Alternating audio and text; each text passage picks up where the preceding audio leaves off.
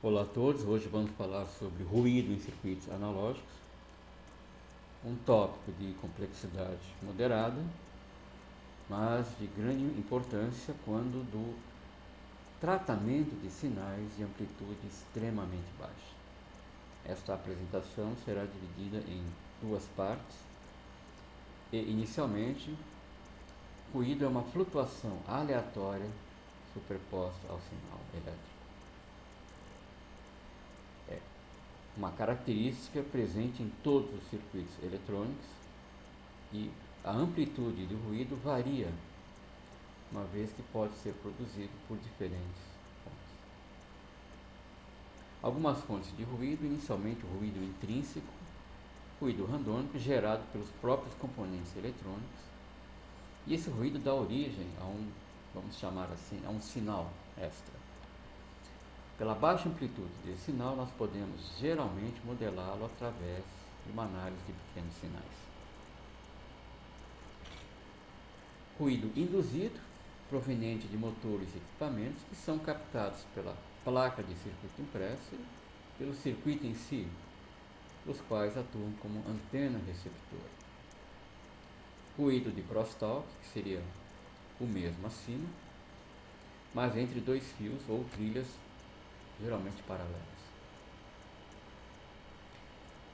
E os ruídos impulsivos, que são spikes em linhas de alimentação provenientes de descargas elétricas, relâmpagos, fogos.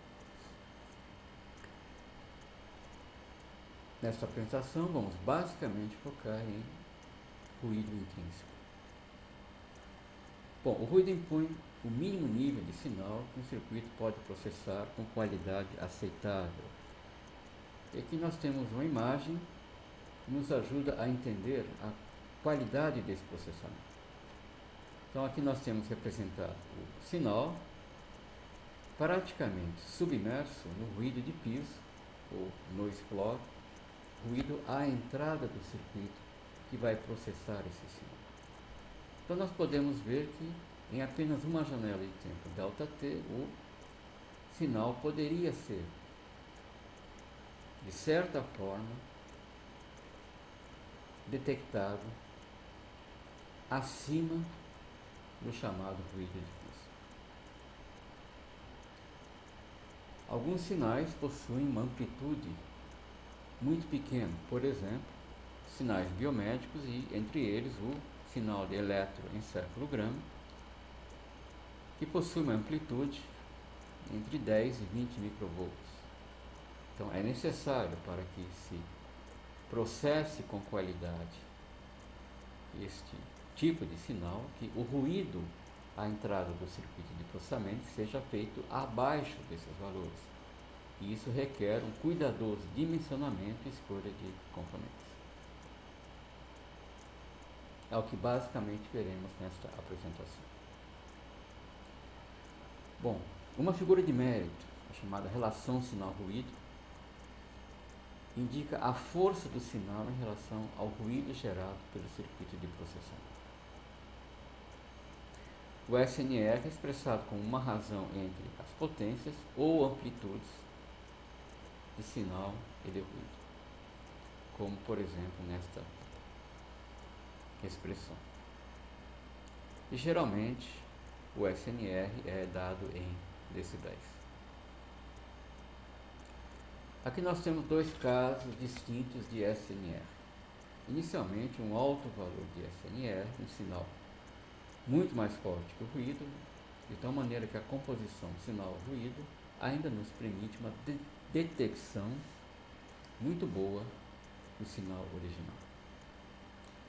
Contrariamente, um SNR bastante baixo, em que nós temos na composição sinal mais ruído algo que já não nos permite a identificação do sinal original. A relação sinal-ruído indica também a faixa dinâmica ou dynamic range do circuito ou equipamento, ou seja, o intervalo de amplitude de sinal que pode ser processado. Esse intervalo ele vai do menor valor de amplitude de sinal, geralmente o ruído de piso, até o máximo de sinal, que pode ser processado dentro de um certo valor de THz. Como exemplo de faixas dinâmicas, nós temos um CD player 90 dB, gravador cassete 55, ouvido humano 120, equipamentos de som profissionais geralmente acima de 96 dB. Por exemplo, se a potência do sinal for 10 mW, a potência do ruído de 1 microwatt, o SNR corresponde então a 40 dB, e aqui usamos o fator 10, uma vez que estamos tratando de uma razão entre potências. Um outro exemplo, se a tensão RMS do ruído, a entrada de um amplificador, for 17 microvolts e a máxima amplitude de sinal que pode ser processado 250 mV, nós temos um SNR de 80,3 dB, e aqui nós usamos o fator 20 por considerarmos uma razão entre tensões. Bom, para melhor entendermos como podemos então processar um sinal aleatório, nós precisamos de um modelo para esse sinal. E vamos inicialmente considerar duas situações bem distintas. Um sinal à saída de um gerador senoidal, em que nós temos então uma senoide de amplitude e frequência conhecidos, de tal maneira que, pelo fato de termos um sinal determinístico, a amplitude à saída desse gerador em qualquer instante T1, ela é perfeitamente conhecida. Uma segunda situação, nós temos um sinal captado por um microfone colocado próximo a um riacho. E aqui nós temos como saída exatamente o ruído devido ao movimento da água. Nesse caso, nós temos um sinal aleatório, sinal randônico, e a amplitude instantânea não pode ser prevista. No entanto, a potência média, sim, ela pode ser prevista. Então, para nós modelarmos um sinal aleatório, nós temos que considerar a sua potência média. Então, apenas relembrando, no caso de um sinal determinístico, a potência média desse sinal é entregue a uma carga RL, será a integral ao longo de um período da potência instantânea sobre o período. De maneira análoga, no caso de um sinal randônico, nós temos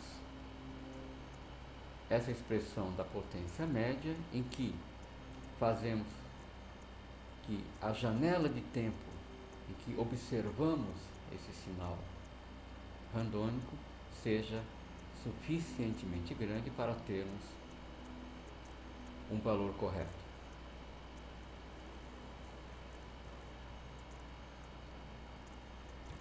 Vamos falar sobre a densidade espectral de potência de ruído, ou PSD. Bom, de modo geral, a potência de ruído intrínseco, proveniente de componentes eletrônicos, depende da frequência. Não é constante com a frequência. Essa potência de ruído ela é expressada como uma densidade espectral de potência Sx de F, como nesse gráfico. Ou seja, essa densidade espectral de ruído ela deve ser integrada ao longo da banda passante do circuito para se calcular a tensão de ruído equivalente. Então, uma outra variável importante que entra agora é a banda passante do circuito de processamento do sinal. Bom, então já podemos ver que quanto maior for a banda passante, obviamente maior será o ruído associado. Para entendermos um pouco melhor essa essa definição de densidade espectral e associação dela com a potência média, vamos então, a partir da tensão do sinal aleatório, por exemplo, a tensão à saída do microfone, que nós consideramos nos slides anteriores, nós quadramos esse valor de tensão e, se nós admitirmos que esse sinal está sendo entregue a uma carga unitária, nós temos já, considerando uma janela de observação T suficientemente longa, nós temos então a potência média desse sinal aleatório. E a partir dessa potência média, nós podemos estabelecer a densidade espectral de potência através, por exemplo, da análise de Fourier.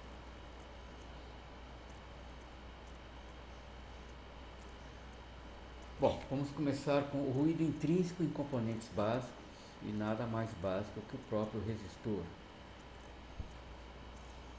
O ruído térmico do resistor é associado ao movimento browniano dos elétrons devido à temperatura, o que causa uma flutuação no valor nominal da resistência R. Por exemplo, se nós tivermos, no caso de um resistor ideal, sem nenhum ruído associado a ele, no valor de 1 kΩ, se nós colocarmos uma tensão DC de 1 volt, nós teremos então, idealmente, uma corrente passando pelo resistor de 1 mA. No entanto, se nós considerarmos uma certa corrente de ruído em paralelo a esse resistor, nós temos que a corrente que passa pelo mesmo sofrerá uma certa flutuação devido a essa fonte.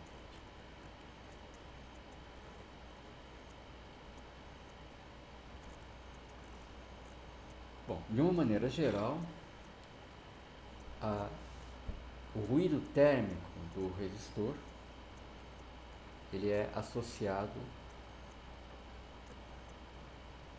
a um resistor ideal através de uma fonte de tensão de valor Vn ao quadrado,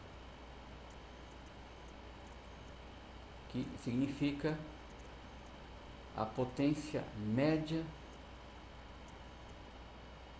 do ruído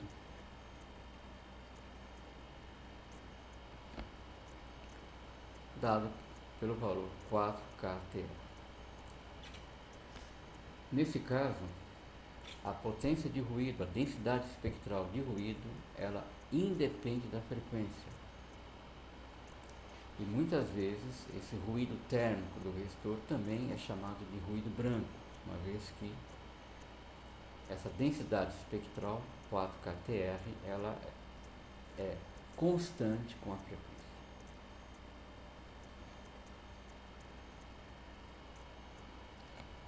Essa densidade espectral 4kTr é expressa em unidades V ao quadrado sobre Hertz, dada então por 4kTr, onde K é a constante de Boltzmann e T é a temperatura absoluta.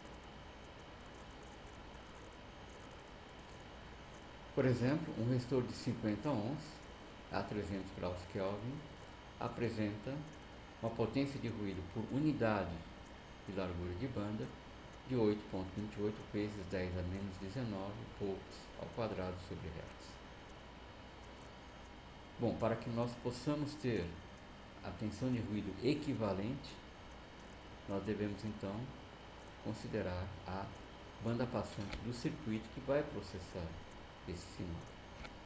Se a banda passante for 10 MHz, essa tensão de ruído RMS será 2,03 microvolts.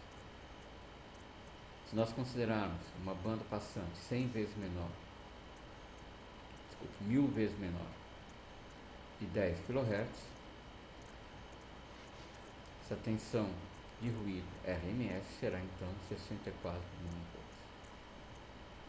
Então, mais uma vez, quanto menor for a banda passante, menor será o ruído associado ao componente, que posteriormente será parte do ruído total do circuito.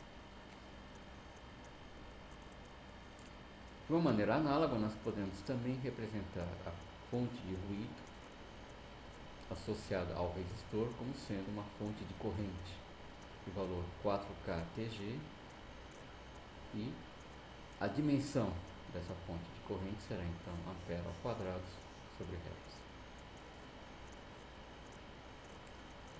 No caso de dois resistores R1 e R2 em série, tem-se então a somatória das potências de ruído e não as tensões RMS. Similarmente, para R1 e R2 em paralelo, nós temos a soma das potências de ruído em forma de corrente, como indicado nessa expressão. No caso de um transistor MOSFET, nós podemos ter a fonte de ruído associada a uma fonte de tensão em série com a porta, ou uma fonte de corrente em paralelo entre os terminais de dreno e fonte. Entretanto, no caso do transistor MOS, essas densidades espectrais de ruído, elas dependem da frequência. De tal maneira que para baixas frequências nós temos uma dependência 1 sobre F, ou seja, a potência de ruído aumenta à medida em que a frequência diminui, e a partir de uma certa frequência de Cornell, nós temos basicamente apenas uma componente térmica, ou seja, a partir dessa frequência Fc, a potência de ruído fica independente da frequência. Então nós podemos ver por este gráfico uma certa limitação em se utilizar transistores MOS no processamento de sinais de amplitudes muito pequenas e em frequências extremamente baixas.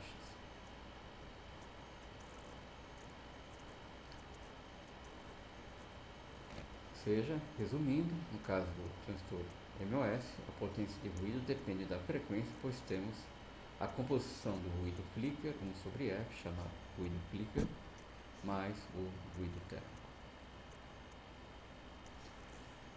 Bom, no que se refere ao chamado ruído 1 sobre F, ele é dado por essa expressão, em que K corresponde ao coeficiente de flicker, geralmente um parâmetro empírico, e depende de parâmetros da própria construção do transistor MOS. Por exemplo, Cox corresponde então à capacitância do óxido por unidade de área na região do canal, e W e L são, respectivamente, a largura e o comprimento do canal. Assim, ao nível de projeto, para se reduzir o ruído gerado pelo próprio transistor MOS, nós podemos aumentar a área do canal W vezes L. Aqui nós temos uma curva experimental da corrente de ruído em ampere ao quadrado sobre hertz de um transistor MOS com esses parâmetros em função da frequência. Então, nesse gráfico em escala log-log, nós podemos ver a dependência 1 sobre F, bastante definida, para este transistor. Bom, qual a origem desse ruído 1/F? Então, de uma maneira bastante rápida, bastante resumida, nós considerarmos aqui a estrutura MOS, que na verdade o M atualmente foi substituído pelo polissilício, né, que faz também a função do metal condutor. O óxido de porta SiO2, e aqui nós temos o silício. Bom, o silício em si é uma estrutura cristalina, ao passo que o óxido de silício é uma estrutura amorfa. Bom, exatamente na divisa entre essas duas estruturas nós temos ligações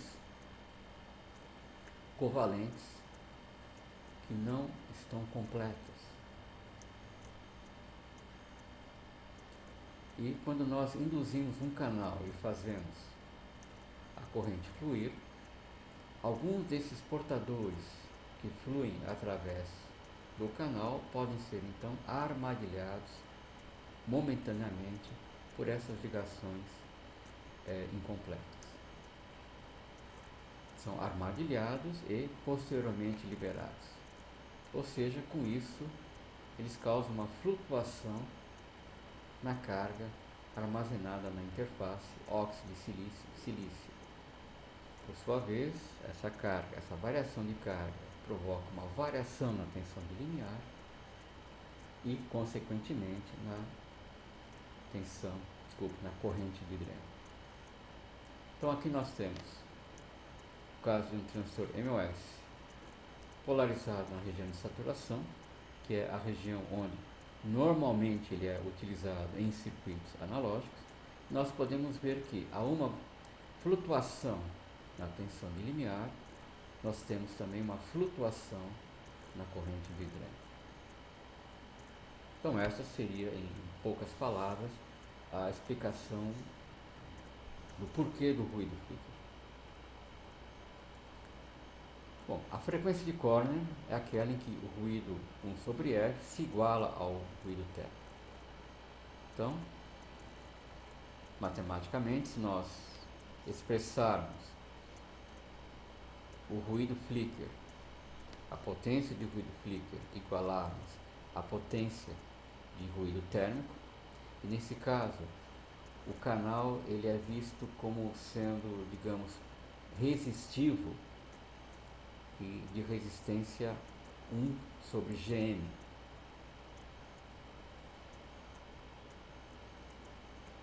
Nós temos então a expressão da frequência de Corner.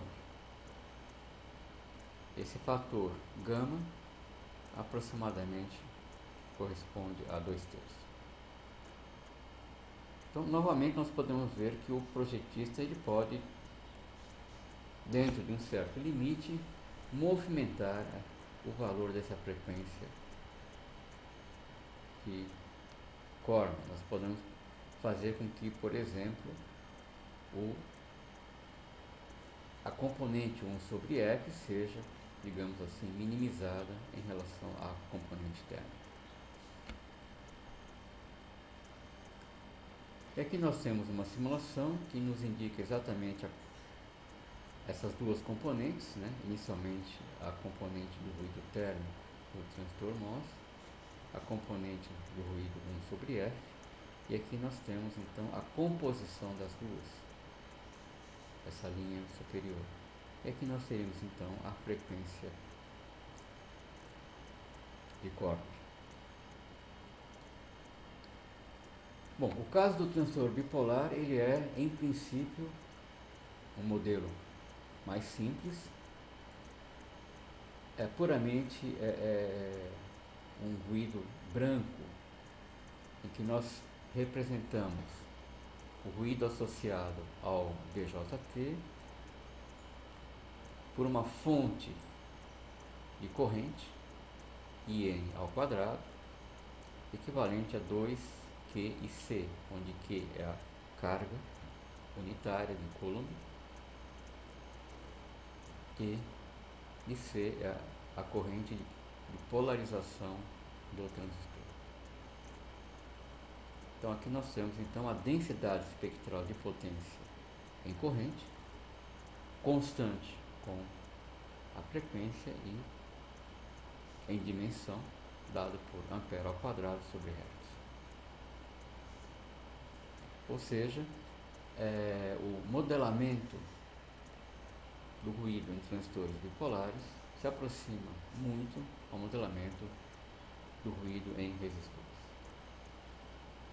Bom, e com isso nós podemos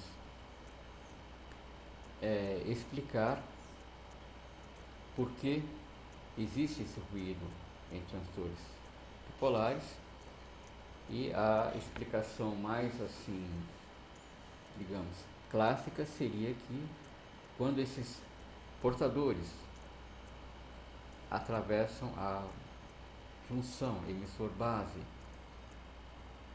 o fazem em pacotes discretos de tempo, que dá origem a esse chamado shot noise ou esse ruído branco. Bom, assim terminamos essa primeira parte da apresentação. E aqui nós temos algumas referências que podem nos ajudar a melhor compreender essas fontes de ruído em componentes básicos eletrônicos. Muito obrigado.